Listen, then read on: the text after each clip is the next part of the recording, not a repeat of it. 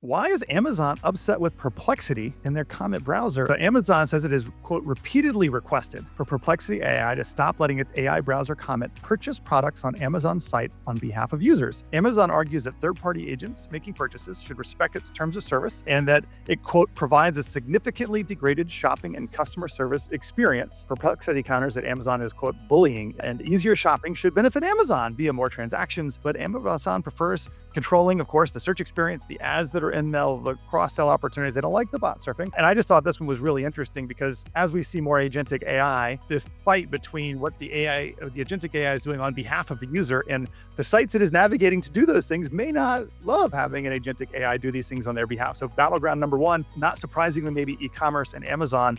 I really didn't have this on my bingo card, but I think it is a really interesting thing that will emerge in lots of spaces as we see AI agents start taking actions on behalf of users. Also not on my bingo card, but once it happened, I was like, it should have been on my bingo card because all of these platforms have worked so hard on really optimizing the consumer interface and understanding their funnel and what to cross-sell to who and when and all this stuff. And if all of a sudden a AI agent can come in and act on behalf of the consumer and bypass all of that optimization, that's got to make you pretty nervous if you've sort of built your whole business around all those optimizations. But there's also a clear tension behind that because it's clear, at least to me, that it's better for the consumer to be able to skip all that crap and instead just be able to tell its agent that's acting on its own behalf, this is what I want. Please go find it for me, and not have to stop with the speed bumps and get cross-selled and do you want this too and all this type of stuff. So there's a pretty interesting tension there and fighting words calling Amazon a bully. I think this is a general tension that we're going to see. It reminds me of the fights about